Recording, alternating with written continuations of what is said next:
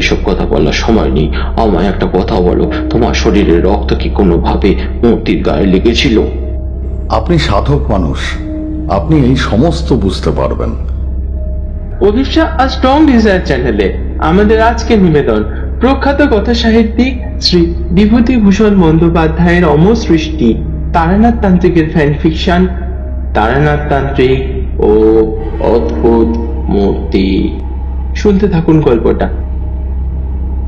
দেখো নন্দী, তুমি যে কথা বলছো সেই কথা যদি আমায় বিশ্বাস করতে হয় তাহলে নিশ্চয়ই তোমার বাড়িতে এমন কিছু একটা ঘটে চলেছে যেটা অতি স্বাভাবিক নয়। প্রতি পূর্ণিমার রাতে তোমার বাড়িতে কিছু একটা তো ঘটছে। আপনি সাধক মানুষ, আপনি এই সমস্ত বুঝতে পারবেন। আমি কি আর ওসব বুঝি? আমার ওসব বোঝবার কোনো ক্ষমতা নেই।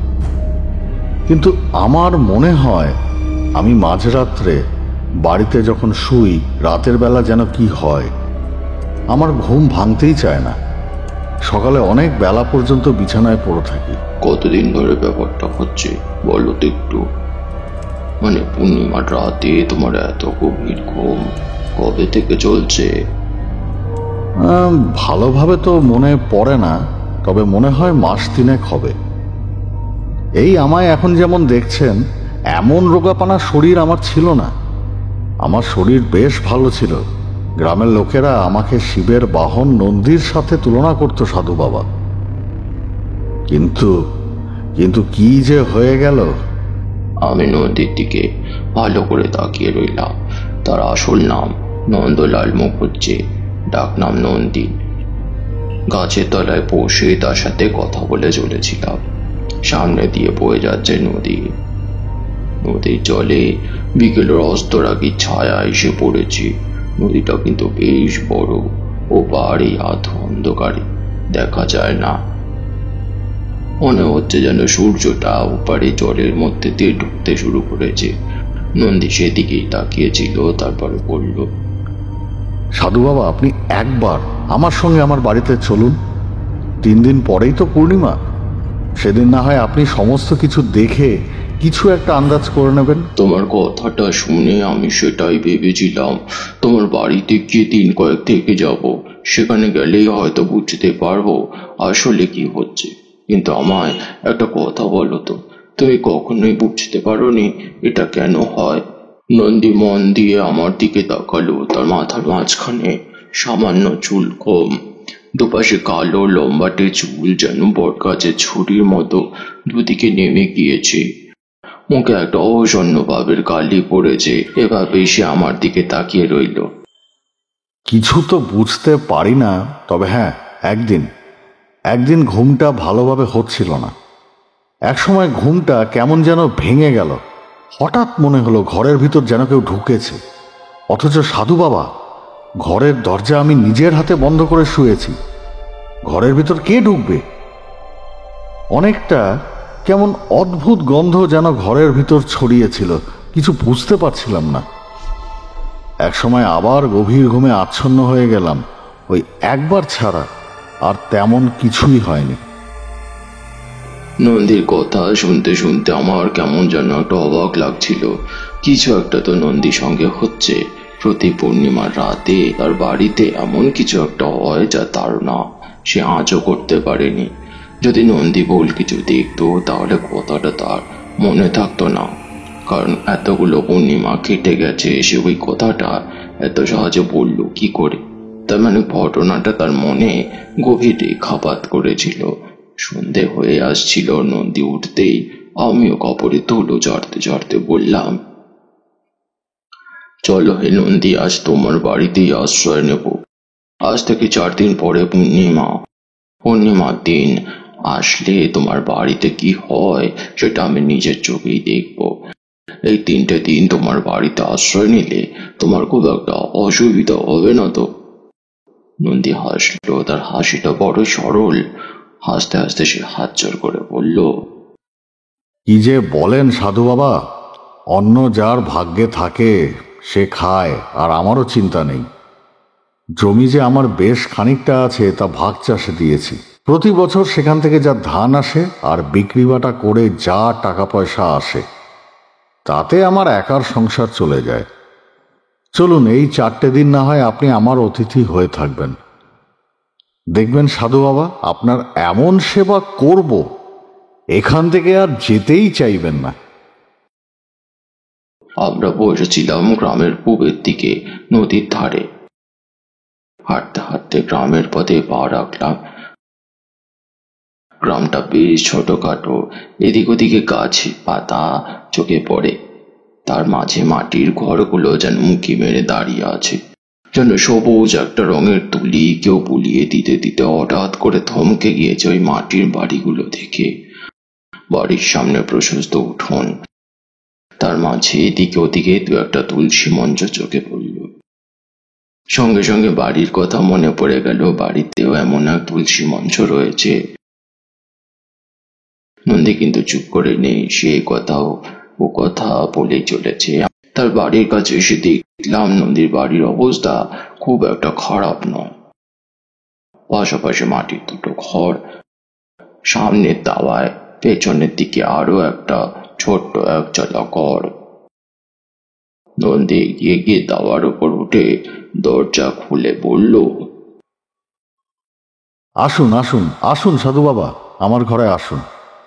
একটু অপেক্ষা করতে হবে। আজ তো পাশের গ্রামে গিয়েছিলাম, রান্নাবান্না কিছুই করা হয়নি। রান্নাবান্না করিনি, আজ কোনো মতে চালিয়ে নিন, তারপর না হয় আপনাকে কাল ভালো কিছু খাওয়াবো। ও হে নন্দী, আমি বেশিরভাগ সময় শ্মশানে মশানে কাটাই। খাওয়া দাওয়া নিয়ে আমার খুব একটা বাজ বিচার নেই, যা পাই তাতে আপত্তিও কিছু নেই, পাওয়াটাই বড় কথা। রাতে নন্দী সেদ্ধ ভাত ডাল আর আলু সেদ্ধ রান্না করলো, তাতেই দুজনে খেয়ে দিয়ে তার ঘরে শুয়ে পড়লাম। দুখানা পাশাপাশি ঘর, একটা ঘরে বিছানা। তবে নন্দী আমায় সেই ঘরে ঘুমোতে দিয়ে পাশের ঘরে গিয়ে ঘুমালো। আমার আপত্তি কোনো মতে সে শুনল না। যাওয়ার সময় সে বলল, আপনি সাধু মানুষ, আপনার সাথে এক ঘরে শোয়া আমার মতো মুখ্য সূক্ষ্ম মানুষের মানায়? সাধু বাবা, আপনি ঘুমান। বিছানায় শুয়ে অনেকক্ষণ পর্যন্ত ঘুম এলো না। জানলা দিয়ে বাইরের আকাশের চাঁদটা ভালোভাবেই দেখা যায়, তখনও সম্পূর্ণ ঘোর হয়ে আসেনি, আর মাত্র কয়েকটা দিন বাকি। বারবার মনে হতে লাগলো এই বিছানায় নন্দী শুয়ে থাকে পূর্ণিমার রাতে। তাহলে সেই রাতে তার ঘরে কে আসে? আজ রাতে কি সে আসবে নাকি? কখন যে ঘুমিয়ে পড়েছিলাম মনে নেই। সকালবেলা ঘুম ভাঙলো না, রাতে কেউ আসেনি। তারানাথের বাড়িতে যাওয়ার জন্য বেরিয়ে পড়ার পরে মনে পড়ল কিশোরী আজকে আসবে না। কিশোরী একটা কাজে তার মাসির বাড়িতে গিয়েছে, বোধহয় সপ্তাহখানেকের জন্য। সেখান থেকে ফিরে আসার কথা হচ্ছিল, কিন্তু নিশ্চয় সে আজকে আসেনি, নাহলে এত দেরি করার কথা তো তার নয়। তাই আরো কিছুক্ষণ অপেক্ষা করলাম, তারপর আমি বেরিয়ে পড়লাম। আজ আর হেঁটে যাওয়ার কোনো প্রশ্নই নেই। তাই ট্রামে করে মঠ লেনের কাছে পৌঁছে তারানাথের জন্য তেলে ভাজা আর পাসিং শোয়ের প্যাকেট নিয়ে যখন তার বাড়ির কাছে এসে পৌঁছলাম, তখন দেখি তারানাথ বাড়ির ওখানে দাঁড়িয়ে একভাবে তাকিয়ে দেখছে আকাশের দিকে।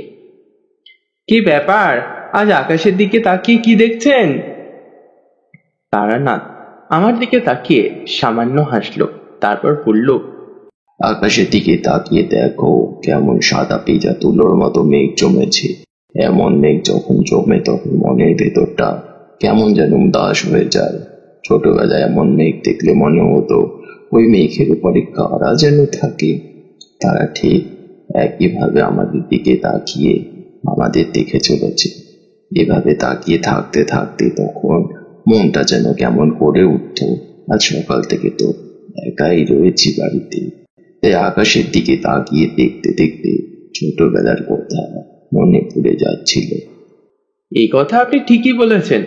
আকাশে তাকিয়ে মেঘের দিকে দেখতে থাকলে নিজের মনে এমনটাই হয়। কই হে, কিশোরী আজও এলো না? না, মাসির বাড়ি থেকে সে বোধহয় আজও আসেনি। এখনো মনে হয় ফিরেনি, বুঝলেন। তবে আশা করছি দিন কয়েকের মধ্যে সে চলে আসবে। আসলে সেখানে জমি জমা সংক্রান্ত কি একটা কাজের জন্য কিশোরী বেশ কিছুদিন ছুটিও নিয়েছিল। আমি তত্ত্ববসের ওপরে গিয়ে বসলাম। তারানাথ হাত মুছে একটি বাটিতে তেলে ভাজাগুলো গুছিয়ে এনে আমার সামনে রাখলো। তেলে ভাজা খেতে খেতেই সে বলল, বুঝলে, এই 3 দিনের মধ্যে এই একজনের মুখ আমি দেখতে পেলাম। গোটা 3 দিনের মধ্যে তুমি ছাড়া আর কেউ এখানে আসে না। বুঝতে পারলাম তারানাথ আসলে প্রকারান্তরে একথাই বলতে চাইলো যে তার খদ্দের জোটেনি। তবে সেই কথাটা এখন এমন হয়ে গেছে যে সেটা আমরাও জানি। আমি বললাম, আচ্ছা, এভাবে যে খদ্দের জুটে না, তাহলে আপনার চলে কি করে? মধুসুন্দরী দেবীর আশীর্বাদ রয়েছে, তাতেই কোনো মতে চলে যাচ্ছে। আর অন্য কিছুর কথা আমি ভাবি না।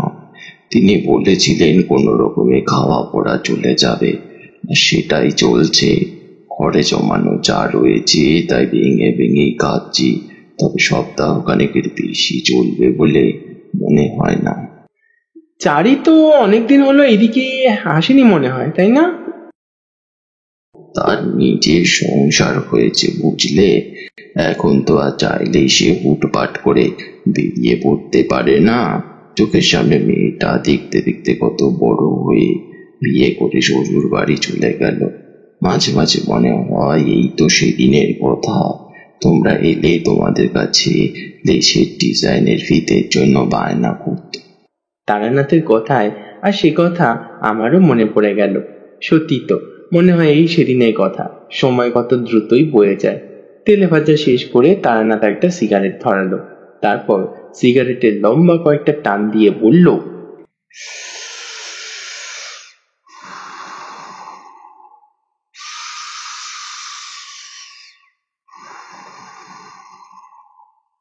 একটা গল্প শুনতে যখন এসেছ তাহলে আর দেরি করে লাভ নেই। কি বলো, আজ সকালে অনেকদিন আগের একটা কথা মনে পড়ে যাচ্ছিল, সেটাই তোমায় আজ বলি। তারানাথ গুছিয়ে বসলো। তারানাথ যখন এভাবে দীর্ঘ রিজু শরীরটা নিয়ে টান টান হয়ে বসে, তার গোঁফ দাড়ি আর চুলের বাহুল্যর মাঝে মুখটা দেখে কেমন যেন একটা মনে হয় এই সেই তারানাথ যে সব সাধনা করেছে, পঞ্চমুণ্ডির আসনে বসেছে, এমনকি এক সময় কত না কি সে করেছে যা আমাদের জানার বাইরে। আজ এই মানুষটাকে সামান্য খদ্দেরের আশায় বসে থাকতে হয়। তবে মুখ ফুটে সে কখনোই কিছু বলবে না যে সামান্য কিছু যদি হাতে ধরে দিতে চাই সেটাও সে নিতে চায় না। তাই এখানে এলেই তার জন্য সামান্য কিছু খাদ্য বস্তু আর ওই সিগারেটের প্যাকেট একটা করে রোজই নিয়ে আসি। তারানাথ কিছুক্ষণ চুপ করে বসে থাকার পর বললে ফেলল, তখন ছিল বর্ষার সময়। ঘুরতে ঘুরতে একবার গিয়ে পড়েছিলাম মিলনপুর নামের একটা গ্রামের কাছে। সেখানে গিয়ে আমার পরিচয় হয়েছিল নন্দীর সাথে। তবে নন্দীর সাথে পরিচয়টা হয়েছিল একটু অদ্ভুত ভাবে।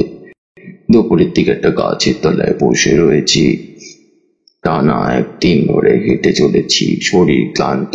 সামনে একটা নদী, নদীর জল বেশ পরিষ্কার। নদীতে নেমে প্রথমে আঁচলা করে জল খেয়েছি, তারপর স্নান সেরে সেই নদীর কাছে গাছের তলায় বসে ঘুমিয়ে পড়েছিলাম। বিকেলের দিকে ঘুমটা ভেঙেছে।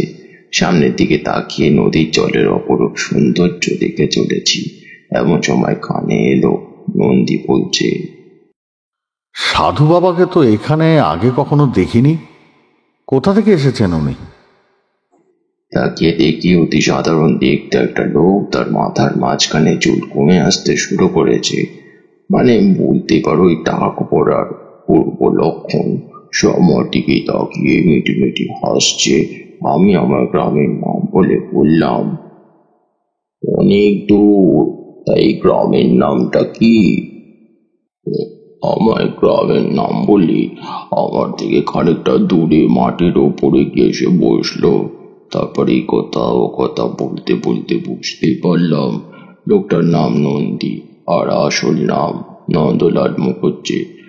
একটা বিশেষ বিপদ রয়েছে তার। অনেক মানুষ থাকে যারা নিজের বিপদের কথা ভালোভাবে বুঝতে পারে না, এই নন্দী ছিল তেমনই একজন। তার আসলে কি বিপদ হয়ে চলেছে সে নিজেও তা জানে না। প্রতি পূর্ণিমার রাতে তার ঘরে কেউ যেন একজন আসে। শুধু তাই নয়, তার ঘরে সারা রাত ধরে বোধহয় সে থাকে, কিন্তু কে আসে সেটা নন্দী জানে না। যে আসে সে তাহলে নিশ্চয় মানুষ নয়। তা আমি তখন নিশ্চয়ই সেটা বুঝতে পেরেছিলাম, কিন্তু তা অপদেবতা না দেবতা তা আমি ঠিক বুঝতে পারছিলাম না। গোটা ব্যাপারটা ভালো করে বোঝার জন্য নন্দীর সঙ্গে তার বাড়িতে গিয়ে কয়েকদিনের জন্য আমি ছিলাম। আমি যখন গিয়েছিলাম তখন পূর্ণিমা হতে আর 4 দিন বাকি ছিল। প্রথম রাতে তেমন কিছুই হলো না। তারপর সকালে নন্দীর সঙ্গে বেরিয়ে গ্রামটা ঘুরে দেখলাম। গ্রামের বাইরের দিকে দুদিকে বিস্তৃত ধানের জমি, তার মাঝখান দিয়ে গ্রামের মাটির পথ চলে গেছে পাশের গ্রাম পর্যন্ত। এই পথে আস্তে আস্তে বুড়ো শিবতলা গ্রামের বাইরে শ্মশান, এমনকি একটা মন্দির পর্যন্ত সে আমার দেখালো। গোটা দিন গ্রামে ঘুরে সন্ধ্যের দিকে তার বাড়িতে গিয়ে পৌঁছালাম।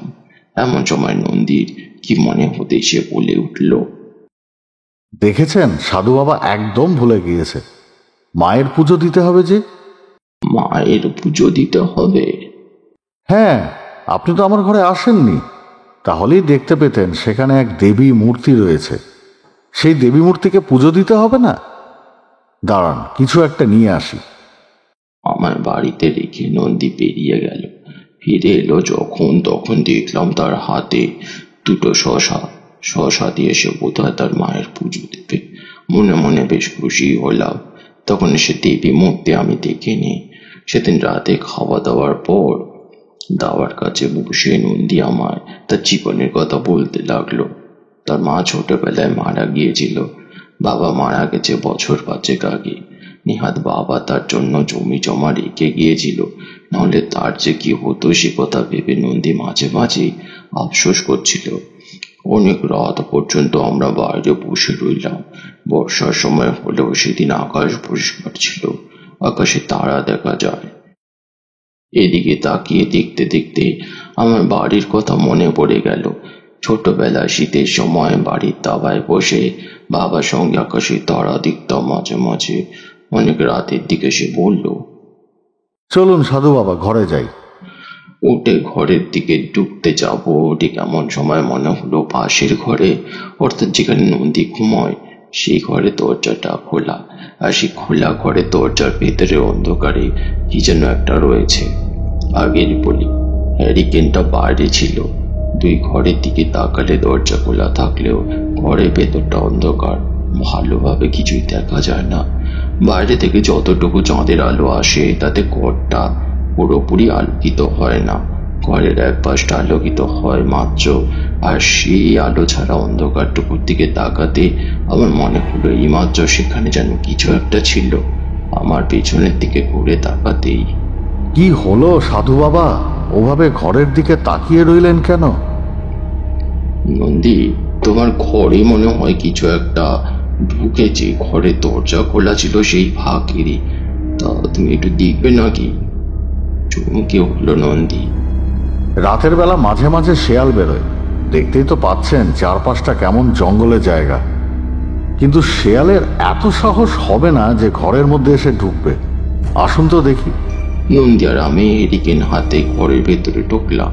নন্দী একটা লাঠি তুলে নিয়েছিল দাওয়ার কাছ থেকে। ঘরের ভেতরে ঢুকে দেখি কোথাও কিছু নেই। চাঁদের আলোটা জানলা দিয়ে এসে ঢুকে বিছানার উপরে পড়েছে। নন্দী ভয়ে ভয়ে বিছানার তলায় পর্যন্ত উঁকি দিল, কিন্তু পরক্ষণে চিন্তিত মুখে সে বলে উঠল, কিছুই তো নেই সাধু বাবা, আপনি বোধহয় ভুল দেখেছেন।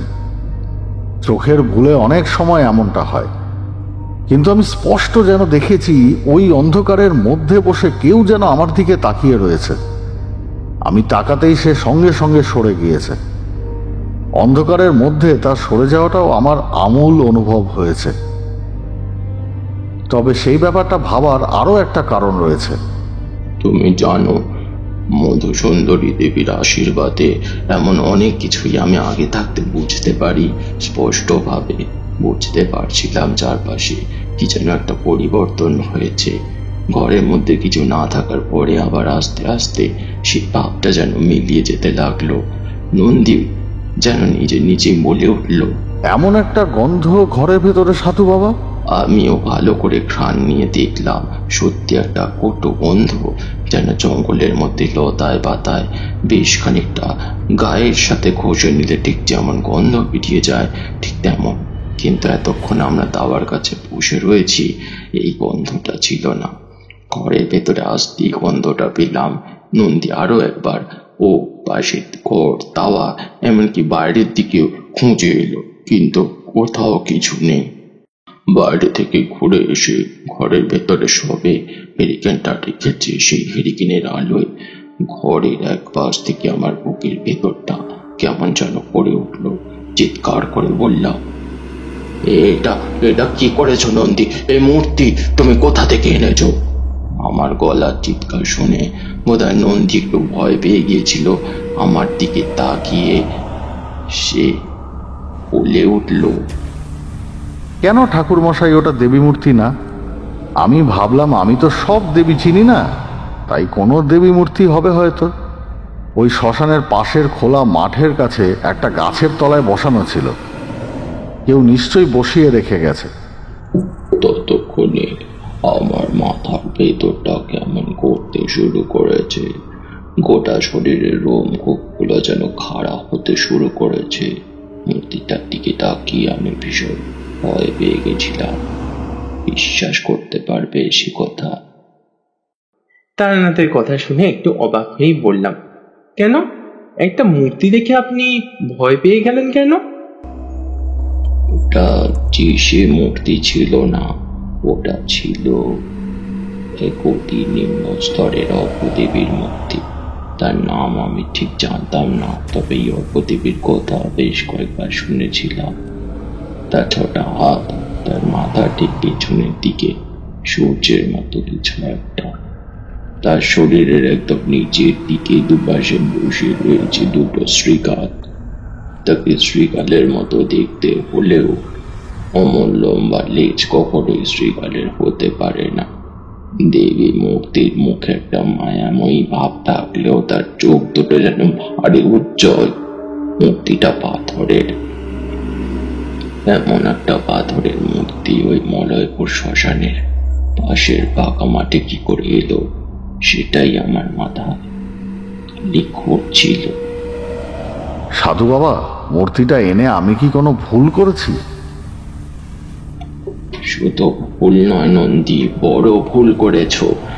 একটা কথা আমায় ভেবে বলতে পারবে, তোমার সঙ্গে পূর্ণিমা রাতে ওই অবস্থাটা কবে থেকে হচ্ছে? এই মূর্তি টানার পরে থেকে কি? নন্দী কিছুক্ষণ কি যেন ভাবলো, তারপর সে বলে উঠল, যতদূর মনে পড়ছে সেটাই। 5 দিনেক আগে মূর্তিটা আমি ঘরে এনেছিলাম।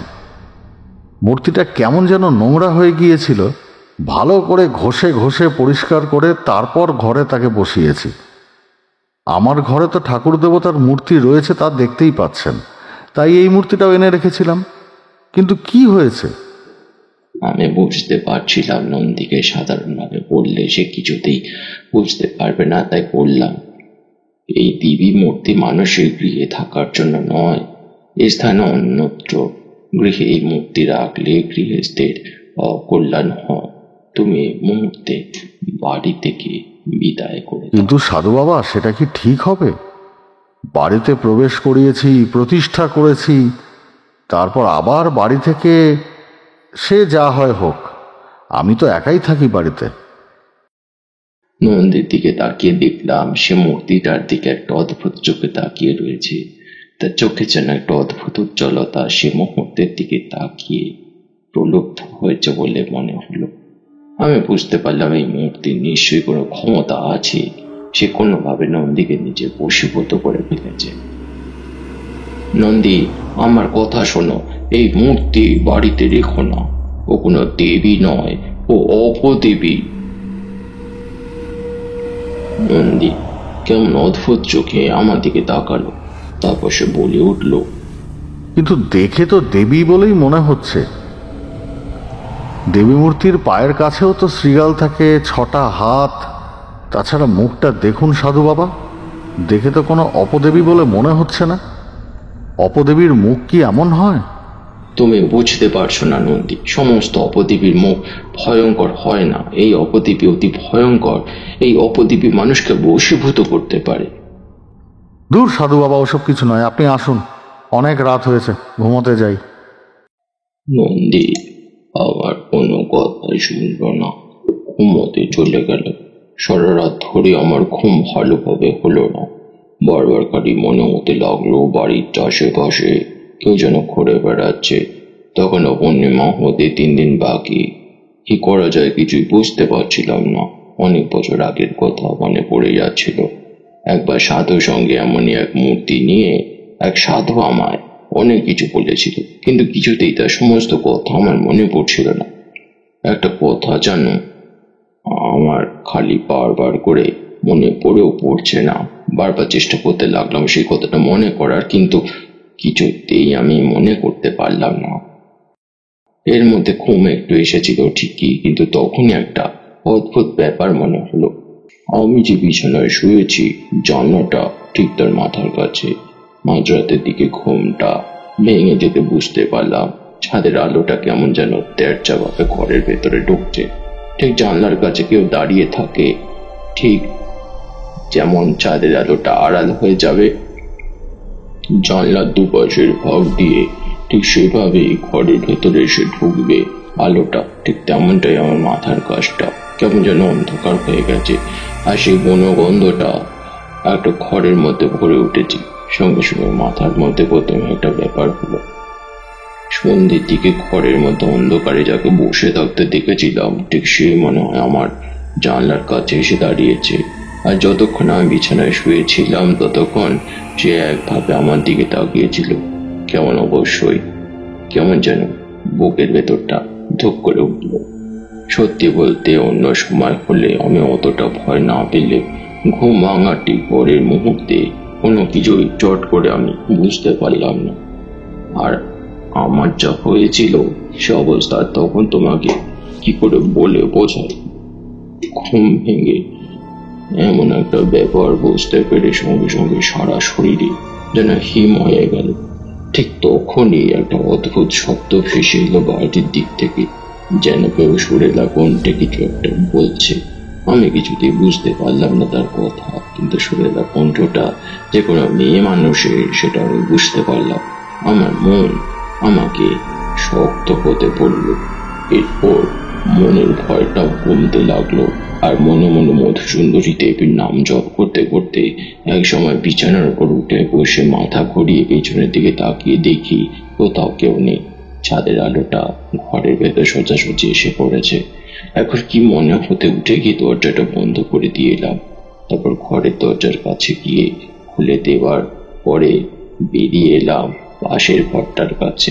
নন্দী সেখানে ঘুমোচ্ছে। কয়েকবার তার ঘরের দরজার কাছে এগিয়ে গেলে হঠাৎ মনে হলো ঘরের ভেতর থেকে যেন একটা গোয়ানোর শব্দ, যেন নন্দী কিছু একটা বলছে, কিন্তু তার কথাগুলো এতটাই অসংলগ্ন যে কিছুই বোঝা যাচ্ছে না। নন্দী, নন্দী, কি হয়েছে তোমার? ঘরের দরজায় ধাক্কা দিয়ে বার 3 কথাটা বললাম। প্রথমে নন্দীর গোয়ানোর শব্দটা থেমে গেল, কিন্তু সে সাড়া দিল না। আবার বেশ কয়েকবার দরজায় ধাক্কা দেওয়ার পরে নন্দী যেন ধপ করে বিছানার উপর উঠে বসেছে, এমন ভাবে বলল, কে কে বাইরে কে? আমি তখন বললাম, আমি তারানাথ। তোমার কি হয়েছে? ও সাধু বাবা, কই কিছু হয়নি তো। নন্দী ঘরের ভেতর হেরিকেনের আলোটা বাড়িয়ে দিয়ে তারপর ঘরের দরজা খুলেছিল। তার মুখটা দেখে সত্যি মনে হলো কিছু হয়নি। সে গভীর ঘুমে ঘুমিয়েছিল। তার চোখ মুখ দেখে তাছাড়া আর কিছুই বুঝতে পারলাম না। একবার ভাবলাম তাকে কথাটা বলি, তারপর ভাবলাম আর প্রয়োজন নেই।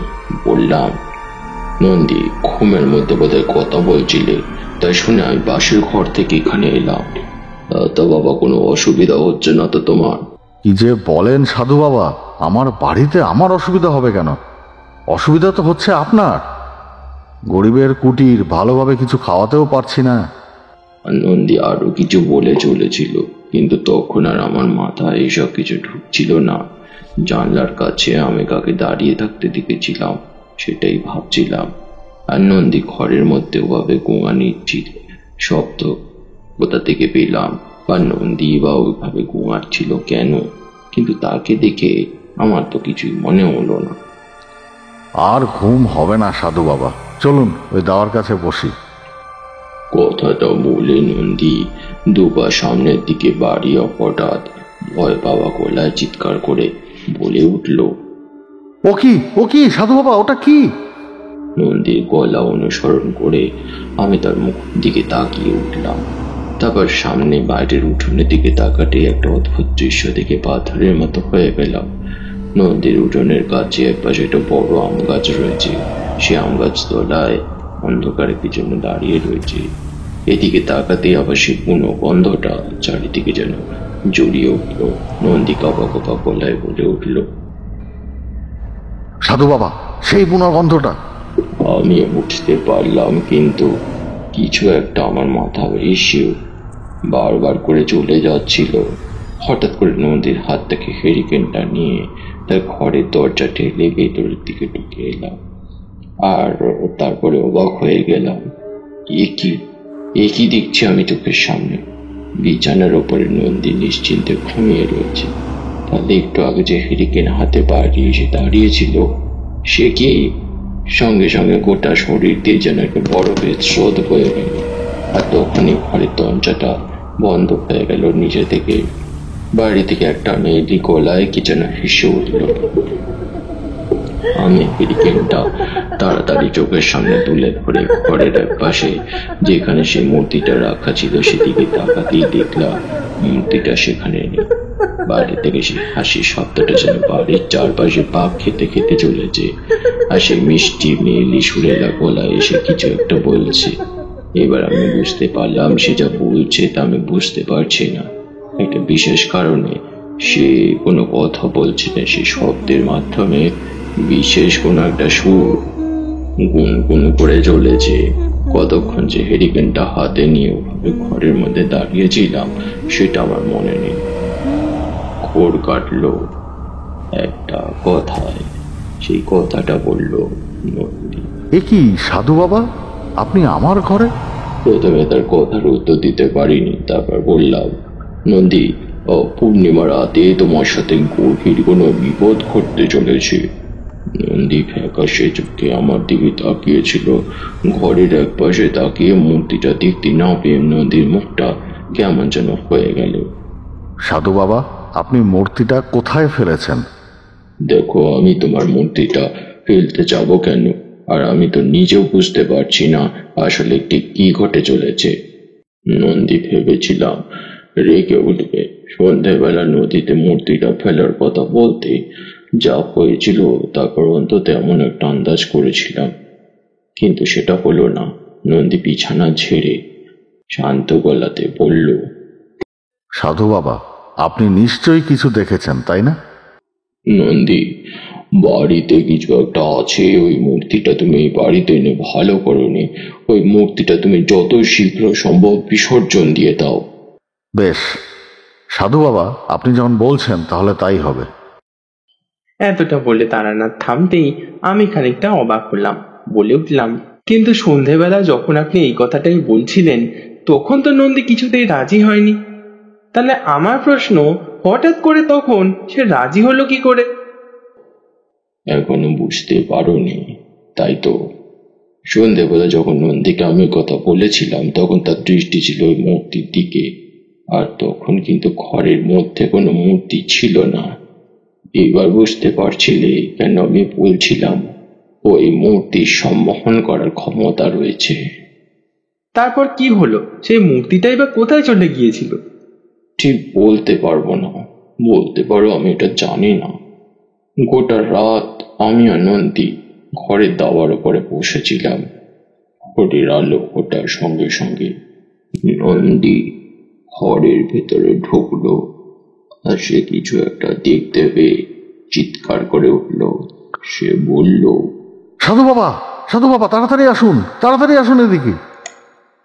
নন্দী চিৎকারে ঘরের ভেতর ঢুকে যেটা দেখতে পেলাম তাতে আমার বুদ্ধি চেতনা সমস্ত কিছু যেন লোপ পাবে। যে ঘরের দরজা আমরা নিজেরা নিজেদের হাতে বন্ধ করে দিয়েছিলাম, সেই ঘরে ঠিক নির্দিষ্ট জায়গাতে মূর্তিটা আবার এসে পড়েছে। গতকাল সন্ধ্যের দিকে নন্দী নিজের হাতে একটা শশা কেটে মূর্তির সামনে দিয়েছিল, সেটা তখনও সেখানে আছে।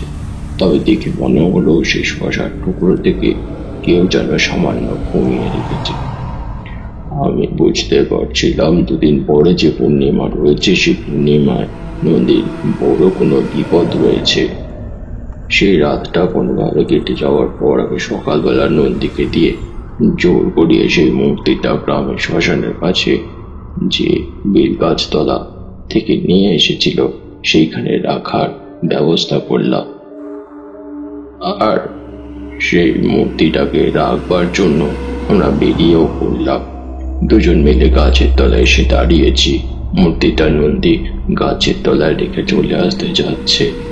এমন সময় মনে হলো যেন মূর্তিটা একভাবে গাছের তলায় বসে থাকতে থাকতে হঠাৎ নিচে থেকে এদিকে ঘুরে তাকালো। এমন এক অবিশ্বাস্য দৃশ্য তা আমি নিজেও কল্পনা করতে পারিনি। নন্দী আমায় দাঁড়িয়ে থাকতে দেখে বলল, কি যে হয়ে গেল সাধু বাবা, আমি যদি আগে জানতাম ওই মূর্তিটা আনলে এমন কিছু হবে। নন্দী, বিপদ এখনো শেষ হয়নি। ওই মূর্তি তোমায় এত সহজে ছাড়বে বলে আমার মনে হয় না। মূর্তিটা তো আমি ওখানে রেখে এসেছি। তাহলে ওই মূর্তির দিকে তাকিয়ে একবার দেখো। নন্দী মূর্তির দিকে তাকিয়ে দেখলো ততক্ষণে আমরা কয়েক হাত হেঁটে চলে এসেছি। কিন্তু মূর্তিটার দিকে তাকাতেই নন্দী বুঝতে পারলো আমি কেন সেই দিকে তাকাতে বলেছি। মূর্তিটা সে রেখেছিল অন্যদিকে মুখ করে, এবার সেটা ঘুরে এদিকে তাকিয়ে রয়েছে। কাল রাতে সেই সরু গলার মেয়ে নিয়ে হাসি শব্দ আর অদ্ভুত গুনগুন যেন আমার কানে বাজতে লাগলো। মাথায় যেন কেউ বারবার করে বলতে লাগলো, এখনো সময় হয়নি। তারপরে দুদিন একরকম ভাবে কেটে গেল। নন্দী কিন্তু এবার আস্তে আস্তে ভয় পেতে শুরু করেছিল। সে বুঝতে পারলো এখনো তার বিপদ কাটেনি। পূর্ণিমা রাতে তার যে বিপদ হয়ে চলেছে তার কথা আমি যেন বুঝতে পেরেছিলাম। যে মুহূর্তে সে মুহূর্তে তাকে জাগিয়ে তুলেছিলাম কোনোভাবে। প্রতি পূর্ণিমা রাতে সেই আসতো নন্দীর ঘরে, কিন্তু ঘরে এসে কি করতো সেটাই আমি বুঝতে পারছিলাম না। যেদিন পূর্ণিমা সেদিন সকালে নন্দী বলল, সাধু বাবা, সাধু বাবা, যদি আমার কিছু হয়ে যায় তাহলে? নন্দী, তোমার কিছু হবে না, তুমি ভয় পেও না। ওই মূর্তি আর তোমার কাছে আসবে না। যেখানে সেখানে যা পেলে তাই নিয়ে ঘরে নিয়ে আসছো, এই কারণে কোথা থেকে কি যে হয়ে যায় সেটা ঠিক বোঝাই যায় না। নন্দী আমার দিকে তাকিয়েছিল, চোখের পাতা কাঁপছে। এই দিনের বেলাতে সে ভীষণ ভয় পেয়েছে। একটা কথা ভেবে অবাক হচ্ছিলাম, যতদিন পর্যন্ত মূর্তির ব্যাপারে সে কিছুই জানতো না ততদিন কিন্তু সেটাকে দিব্যি রূপে সে কল্পনা করে সে পুজো করেছিল। অর্থাৎ শুভ শক্তি আর অশুভ শক্তির মধ্যে পার্থক্য শুধুমাত্র আমাদের ভাবনা। নন্দীকে ভয় পেতে বারণ করে সেদিন দুপুরের দিকে আবার নদীর ঘাটের কাছে গেলাম।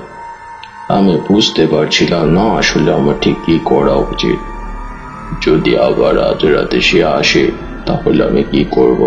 কিভাবেই বা এই বিপদ থেকে নন্দীকে উদ্ধার করব? নদীর ধারে একাকী বসে মধুসুন্দরী দেবীকে স্মরণ করতে লাগলাম। বারবার স্মরণ করার পরে মনের মধ্যে যেন সাহস ফিরে পেলাম। আবার এতদিন ধরে নন্দীর কাছে সে আসছে, তোমাদের কোনো ক্ষতি সে করেনি, তাহলে আর ক্ষতি করবার জন্য সে নিশ্চয়ই আসে না। তাহলে কি কারণে সে আসে? একটা প্রবল কৌতূহল মনের মধ্যে বারবার করে ধীরে ধীরে টানা বেঁধে উঠতে লাগলো। যদি নন্দীর কাছে ওই অপদেবী সেই রাতে এসেও পড়তো, তাহলে কি আপনি তাকে আটকাতে পারতেন? আর সে মূর্তিটা তো ওই ঘর থেকে বাইরে চলে গিয়েছিল, তাহলে আপনি কেন ভাবলেন সে আবার এসেছে? সেই রাতে মন আমাকে এই ধারণা দিয়েছিল যে সে আবার আসবে। সেই রাতে সে আমার কাছে এসেছিল ওই একটাই কারণে, কারণ সে বুঝতে পেরেছিল নন্দী আর তার মাঝে পথে বাধা হতে পারি আমি। তাই সে আমায় ভয় দেখাতে চেয়েছিল। আমার মাথার ওপরের দিকে মধু সুন্দরী দেবীর আশীর্বাদ রয়েছে। সামান্য কিছু যা অর্জন করতে পেরেছি তা সে সরাসরি, তাই সেই কারণে আমার কোনো ক্ষতি করতে পারেনি। কিন্তু ভয় হচ্ছিল যদি সে নন্দীর কোনো ক্ষতি করে। বিকেল পর্যন্ত আমরা বাইরেই রইলাম। সন্ধেবেলা তাড়াতাড়ি খাওয়া দাওয়া সেরে ঘুমোতে চলে গেলাম। আজ আমার ঘরে ঘুমোলো সে ঘুমোলে বিছানার উপরে, আমি রইলাম নিচে। আমি তার কোনো কথাই শুনলাম না। অনেক রাত পর্যন্ত নন্দী ছটফট করলো, তার ঘুম কিছুতেই আসে না। আমি ঘরের দেয়ালে পিঠ ঠেকিয়ে সোজা হয়ে বসে অপেক্ষা করছি। দেখতে দেখতে রাত হয়ে গেল। মন থেকে বোধহয় একটু ঘুমিয়ে পড়েছিলাম। হঠাৎ করে পাশের ঘরে ফুটকার শব্দ শুনে আমার সম্বিত ফিরল। ঘরের মধ্যে হ্যারিকেন জ্বলছিল, আর এখানে সেটা হাতে তুলে নিয়ে দরজা খুলতেই সেই পুরনো গন্ধটা আবার আমার নাকে এসে ধাক্কা দিল। একেবারে পিছনের দিকে তাকিয়ে বিছানার ওপর ঘুমন্ত নন্দীকে দেখে নিলাম। তারপর বাইরে পা রেখে পাশের দরজার কাছে গিয়ে দাঁড়াটা দেখি দরজাটা খোলা, কিন্তু আমি নিজের হাতে এই দরজা বন্ধ করেছি পুনর্বার খানিকক্ষণ আগে। আবার আমি নিজে এসে দেখে গিয়েছি দরজা বন্ধ। ঘরের ভেতরে দরজাটা সামান্য খোলা। আলোটা ভেতরে দেখতে পেলাম এক অদ্ভুত দৃশ্য। যেখানে সেই মূর্তিটা ছিল সেখানে বসে রয়েছে এক নারী মূর্তি। তার গোটা শরীরে একটা সাদা রঙে কিসের যেন আস্তরণ। তার দুটো চোখ লাল লাল চোখে সে আমার দিকে তাকালো। তার মুখে এক অদ্ভুত হাসি। তার মুখটি ভারী সুন্দর। তার গোটা শরীর সুন্দর সুশ্রী। সেই শরীরে একটা তীব্র আকর্ষণ রয়েছে, কিন্তু সেই তীব্র সুন্দরের মধ্যে কোথাও যেন রয়েছে একটা ভয়ঙ্কর ভাব। মাথার মধ্যে সেই আগের দিনের সুরটা আবার শুনতে পেলাম, যেন গুনগুন করে কেউ কিছু বলে চলেছে। আর সেই হাসিতে 4-5টা ভরে উঠল একেবারে ভয়ঙ্কর। তার সঙ্গে সেই বোন ও বন্ধু মনে হতে লাগলো গন্ধটা যেন তার শরীর থেকে আসছে। আমি তাকে বললাম, কে তুমি? এখানে কেন এসেছো? আমার প্রশ্নের উত্তরে কিন্তু সে কিছুই বলল না। একভাবে আমার দিকে তাকিয়ে রইল। হঠাৎ করে একটা প্রবল হাওয়া কোথা থেকে যেন এসে আমার হাতের হ্যারিকেনটা নিভিয়ে দিল। আর সঙ্গে সঙ্গে আমি একটা ব্যাপার অনুভব করলাম। ঘরের ভেতরে চাঁদের আলো এসে পড়েছিল। সেই চাঁদের আলো দেখলাম কোথায় সেই নারী মূর্তি। আমার সামনে রয়েছে সেই পাথরের মূর্তিটা। সঠিক কথা। সঙ্গে সঙ্গে পাশের ঘরে দরজাটা বন্ধ হয়ে যাওয়ার শব্দ শুনতে পেলাম। তাড়াতাড়ি ঘর থেকে বেরিয়ে এসে দেখি পাশের ঘরের দরজাটা বন্ধ হয়ে গেছে, আর ঘরের ভেতর থেকে নন্দীর মনে শব্দ বেশি আসছে। আমি দরজার উপর ধাক্কা দিলাম, চিৎকার করে বললাম, নন্দী! কিন্তু আমার কথা কেউ কোনো সারা শব্দ দিল না। ঘরের ভেতর সে হাসির শব্দটা আবার শুনতে পেলাম। আবার বললাম, নন্দী, কোনো ক্ষতি তুমি করো না। ও যা করেছে তা না বুঝে করেছে। তোমার জাগিয়ে তোলার কোনো ইচ্ছে ওর ছিল না। নিজের অজান্তে সে সেই কাজ করেছে। কথা শুনতে পেলাম না। আগের মতোই অদ্ভুত গুনগুনের শব্দ আমার চারপাশে ঘুরে বেড়াচ্ছিল। বাড়ির দিকে তাকিয়ে দেখলাম এত জ্যোৎস্না এর আগে আমি কখনোই দেখিনি। বাড়িটা যেন চাঁদের আলো একেবারে ধক করছে। সমস্ত কিছু পরিষ্কার দেখা যাচ্ছে। আর তার মধ্যে মনে হলো বাড়ির উঠোনের কাছেই চারপাশে কালো কালো কতগুলো ছায়া মূর্তি এসে দাঁড়িয়েছে। স্পষ্ট বুঝতে পারছিলাম আজ রাতে ভীষণ কিছু একটা হতে চলেছে, কিন্তু কি হতে চলেছে তা তখনও আমি ধারণা করতে পারছিলাম না। দরজায় ধাক্কা দিতেই একসময় দরজাটা খুলে গেল, আর খুলে যাওয়ার পর দরজা দিয়ে ভেতরে ঢুকতেই আমি যে দৃশ্যটা দেখতে পেলাম তা আমার মনে আজও গেঁথে আছে। কথাটা বলে তারানাথ একবার চোখ বন্ধ করলো। আমিও চুপ করে বসে রইলাম। বুঝতে পারলাম এমন কোনো এক দৃশ্যের কথা যে সে বলতে চলেছে সেটা সে মনে করছে। বেশ কিছুক্ষণ নিস্তব্ধতা কেটে গেল। তারানাথ আর চোখ না খুলেই বলতে শুরু করলো। জানলা দিয়ে ঘরের ভেতর ঢুকে আসা চাঁদের আলোতে দেখতে পেলাম নদীর ঠিক মাথার কাছে সে নারী মূর্তি দাঁড়িয়ে আছে, আর তার দুটো হাত অদ্ভুত ভাবে এসেছে আর চেপে বসেছে নদীর ঠিক কপালের মাঝখানে। নদীর গোটা শরীরটা কেমন যেন থরথর করে কাঁপছে, আর তার মুখ থেকে বেরিয়ে আসছে অদ্ভুত একটা গোঙানি। আমি ঘরের ভেতরে ঢুকতেই সেই নারী মূর্তি মুখ তুলে আমার দিকে তাকালো। তার দুটো উজ্জ্বল লাল চোখ আমি এখনো চোখের সামনে দেখতে পাই। স্পষ্ট বুঝতে পারছিলাম নদীর ভীষণ কষ্ট হচ্ছে। তার মুখটা কেমন যেন হয়ে এসেছে, মুখের দুপাশে নেমে এসেছে তার লালা। গোটা শরীর থরথর করে কাঁপছে বিছানার সঙ্গে। আমি মনের সমস্ত শক্তিকে একত্র করে বললাম, কে তুমি, আর নন্দীর এত বড় সর্বনাশ করছো কেন? কিন্তু কেউ কিছু বলল না। আগের মতোই হাসলো, যেন মনে হলো তার মুখের কথা বলার মতো কোনো ভাষা নেই। সেই আগের মতোই হাসিতে চারপাশটা ভরে উঠেছে, আর নন্দী এমন করছে আমি আর স্থির হয়ে দাঁড়িয়ে থাকতে পারলাম না। মনে মনে মধুসুন্দরী দেবীর নাম স্মরণ করে হাতের হেরিকেনটা ছুড়ে দিলাম সেই মূর্তির দিকে। সঙ্গে সঙ্গে একটা বিভৎস চিৎকারে ঘরটা ভরে গেল। নন্দীর শরীরটা স্থির হয়ে রইল বিছানার উপরে। বাড়ির বাইরে যেন তাণ্ডব চলতে লাগলো। প্রবল ঝড় বাড়ির চারপাশে পাক খাচ্ছে। কোন একটা বিশেষ কাজে আমি মাঝ হতে বন্ধ করে দিয়েছি বলে সে প্রবল আক্রোশে সে কাজটা করছে। আমি তখন তোমার কাজ স্থির করে নিয়েছিলাম, তাড়াতাড়ি পাশের ঘরে চলে গেলাম। হেঁটে নালো তখন আর আমার প্রয়োজন ছিল না। দু হাতে এসে মূর্তিটা তুলে ধরতেই বুঝতে পারলাম সেটা যেন বরফের মতো ঠান্ডা। তারপর সেটা তুলে নিয়ে ঘরের বাইরে বেরিয়ে শরীরের সমস্ত সর্বশক্তি দিয়ে মাটির ওপর সেটাকে আছড়ে ফেললাম। কিন্তু ওটা তো পাথরের মূর্তি ছিল। আমি জানি ওটা পাথরের মূর্তি ছিল, কিন্তু ওটা ছিল অশুভ এক অপদেবীর মূর্তি। বাইরে মাটির মধ্যে আছড়ে ফেলতেই একটা অদ্ভুত শব্দ হলো, আর তাতে চারপাশের ঝড় যেন সামান্য শান্ত হলো। আমি তাড়াতাড়ি ঘরে এসে পড়লাম। তারপর অন্ধকারের মধ্যে কোনো রকম হেরিকেনটা খুঁজে নিয়ে তার বাকি তেলটুকু ঢেলে দিলাম মূর্তির গায়ে। তারপর আশেপাশে সামান্য কাঠ জোগাড় করে আগুন জ্বালিয়ে দিল। মূর্তিটা যত পুড়তে লাগলো ততই যেন চারপাশে সে মনোগন্ধটা আরো প্রবল হতে লাগলো। এর মধ্যে নন্দীর জ্ঞান ফিরে এসেছিল। বাইরে বেরিয়ে এসে আমায় ওভাবে দেখে বলল, সাধু বাবা কি করছেন? এ কি আবারও ফিরে এলো কি করে? আমি তাকে বললাম, এখন আর এসব কথা বলার সময় নেই। আমায় একটা কথা বলো, তোমার শরীরের রক্ত কি কোনোভাবে মূর্তির গায়ে লেগেছিল?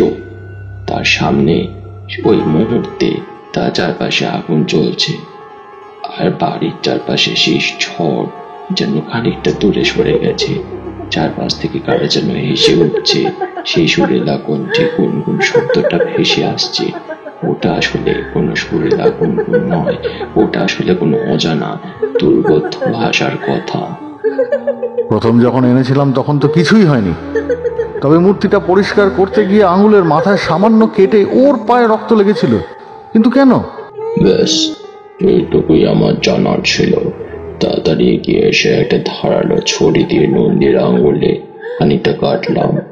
তারপর তার কয়েক ফোঁটা রক্ত আগুনের মধ্যে সে মূর্তির পায়ের কাছে যেতেই হঠাৎ করে চারপাশে সে চিৎকার, সুরেলা কণ্ঠস্বর সবকিছু যেন বন্ধ হয়ে গেল। আরো একটা অদ্ভুত ব্যাপার ঘটল।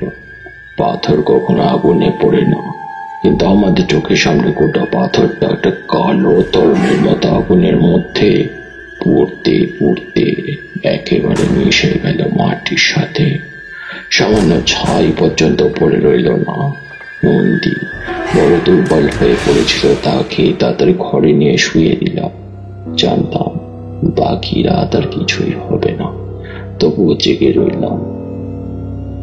এরপর খানিকক্ষণ পরে নন্দী চোখ খুলল, আমার দিকে তাকিয়ে সে বলল, আমি আমি কোথায়? আমার কি হয়েছে? তারপর দিন কয়েক ছিলাম নন্দীর ওখানে, আর কিছুই হয়নি। তার শরীর 3 দিনের মধ্যে বেশ খানিকটা সেরে উঠেছিল।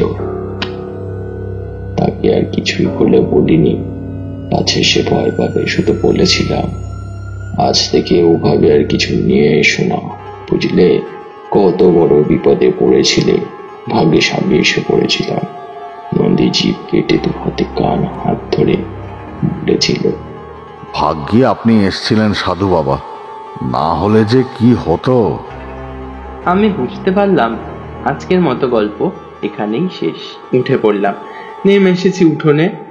চিন্তা করো না হে, পরের সপ্তাহে তোমায় কিন্তু আর একা আসতে হবে না, বুঝতে পেরেছো কি বলতে চাইলাম? পিছন থেকে কথাটা বলে তারানাথ দরজা বন্ধ করলো।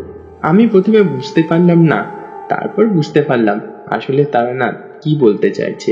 হাসতে হাসতে ট্রাম রাস্তার দিকে পা বাড়ালাম। কেমন লাগলো আমাদের আজকের গল্প? ভালো লেগে থাকলে লাইক, কমেন্ট এবং সাবস্ক্রাইব করুন। ও শেয়ার করতে কিন্তু ভুলবেন না। ভালো থাকবেন সবাই। এরপরে আবার কোনো গল্প নিয়ে আমরা আবার হাজির হব। ততদিনের জন্য নমস্কার।